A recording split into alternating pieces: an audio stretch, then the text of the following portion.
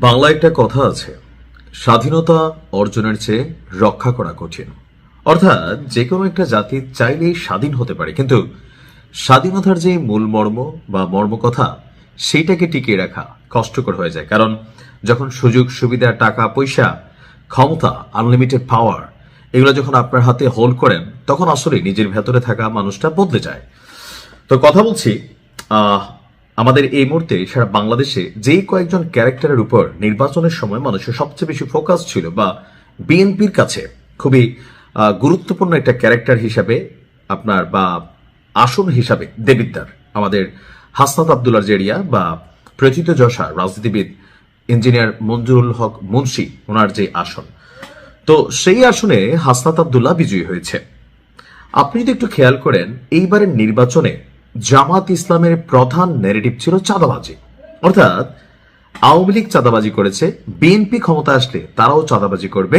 So দেশকে যদি চাঁদাবাজ মুক্ত করতে হয় তাহলে জামাতকে ভোট দিতে হবে। কিন্তু বাংলাদেশের জনগণ, বাংলাদেশের বড় দুইটা রাজনৈতিক দল আওয়ামী লীগ এবং বিএনপি, এর বাহিরে আসলে রাষ্ট্র ক্ষমতায় আমি জানি না আগামী দিনে হয়তো অন্য কোনো দল আসতে পারে, তবে জামাতের জন্য এই যে গোল্ডেন একটা চান্স ছিল, বা এবার আমরা যতটা প্রেডিকশন বলেন যা কিছুই বলেন, মনে হচ্ছিল যে না, জামাত মনে হয় খুব হার্ডলি বিট করবে। বিএনপি যাবে সরকারে, বাট জামাত হয়তো কাছাকাছি থাকবে। কিন্তু দেখা গেছে যে বিভিন্নভাবে জামাত কিন্তু আসলে সেই জায়গায় পৌঁছতে পারেনি। তবে হাসনাত আবদুল্লাহ পৌঁছে গেছে।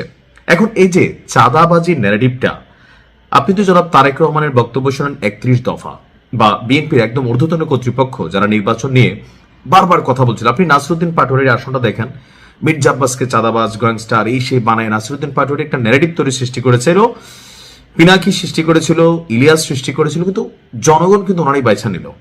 তবে হাসনাত আবদুল্লাহকে বেছে নেওয়ার পিছনে আমার কাছে মনে হয় যে এলাকার মানুষের একটা প্রধান পারসেপশন ছিল যে বিভিন্নভাবে হাসনাত আবদুল্লাহ, আমিও বলছি এনসিপি থেকে আমি জাস্ট দুইটা ক্যারেক্টারে পছন্দ করতাম, একটা হচ্ছে হাসনাত আর একটা হচ্ছে তাসনিম, যারা যারা আমার নিউজ দেখেন।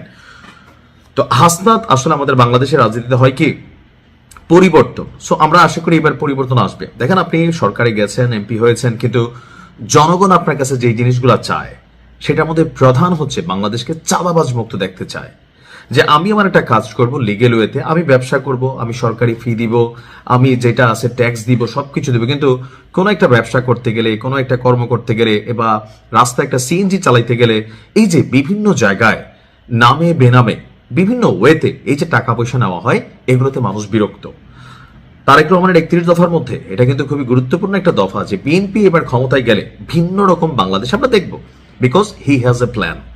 তো আমরা ওই প্ল্যানের অপেক্ষায় যখন আছি, তখন হাসনাত আবদুল্লাহ তার প্ল্যান প্রকাশ করে দিয়েছে। আজকে একটা বক্তব্য হাসনাতের খুবই ভাইরাল, দেবিদ্দারের বাসীরা, আজকে থেকে দেবিদ্দারকে চাঁদাবাজ মুক্ত করা হলো, চাঁদা মুক্ত করা হলো, সবাই ব্যবসা করতে পারেন, কোথাও কাউকে সরকারি ফি এর বাইরে 10 পয়সা দিতে হবে না। আর কেউ যদি এখানে টাকা পয়সা দাবি করে তাহলে কি করতে হবে, তাকে বাইধা রাইখা হাসনাতকে খবর দিতে হবে। ইভেন যারা হাসনাতের নির্বাচনে খেটেছে, এখন আমাদের বাংলাদেশের রাজনৈতিক কালচার কোনটা, যে যেমন ধরেন যখন নির্বাচন আসে তখন এক শ্রেণীর মানুষ ফান্ডিং করে এমপি সাহেবকে, কেন, যে উনি ক্ষমতায় গেলে এই এলাকার যে বিভিন্ন উন্নয়নমূলক কর্মকাণ্ড হবে অথবা নানান ধরনের সিন্ডিকেট ইস্যু আছে, এগুলোতে তিনি সুবিধা ভোগ করবেন। তো হাসনাত বলে দিছে যে আমার জন্য যারা খরচ করছেন বা খরচ করবেন ভবিষ্যতে হয়তো কোনো কারণে, কথার কথা, কিন্তু আপনি যদি মনে করেন যে আপনি কোথাও কোনো চাঁদাবাজি করবেন, কোথাও কোনো অনৈতিক সুবিধা নেবেন, তাহলে ভাই আমি কিন্তু আপনাকে চিনি না। এই কথাটা বলার জন্য একটু সাহস লাগে। তো আমি মনে করি যে 17 বছর পর যে নির্বাচন হয়েছে, আবার এই নির্বাচনকে আওয়ামী লীগ বয়কট করেছে, আগে বিএনপি বয়কট করতো, ডাজন্ট ফ্যাক্ট। তো নির্বাচন হয়েছে, একটা সরকার গঠিত হতে যাচ্ছে। আমরা আশা করি যে অতীত থেকে বিএনপি শিক্ষা নিবে, কারণ বাংলাদেশের মধ্যে এখন একটা ভাইব তৈরি হয়েছে। আমরা চাই বাংলাদেশ চাঁদাবাজ মুক্ত হোক। আপনি আপনার কাজ করবেন, আপনি আপনার ব্যবসা করবেন, একজন রিক্সাওয়ালা সে রিক্সা চালাবে, একজন হকার সে হকারি করবে, তাকে কাউকে 20 টাকা 50 টাকা দিতে হবে না, সে আইন মাইনা হকারি করবে। অবৈধ জায়গায় সে করলে তার বিরুদ্ধে রাষ্ট্র ব্যবস্থা নিবে, এখানে মানবিকতার সুযোগ নেই, কারণ এগুলো রুলসের মধ্যে আপনাকে আনতে হবে। তো হাসনাত আবদুল্লাহর যে বক্তব্যটা চাঁদাবাজদের নিয়ে, যদি তার কোনো কর্মীও যারা তার নির্বাচনের সময় খেটেছে, এলাকার মানুষ চিনে, যারে না ও তো হাসনাতের কাছের লোক, এখন আমরা হাসনাতের কাছে বলতে চাই যে বক্তব্য দেওয়া তো সোজা, আর বক্তব্যের জন্য সার্জিস এবং হাসনাত আগে থেকে যথেষ্ট পাকা টাইপের ছেলে।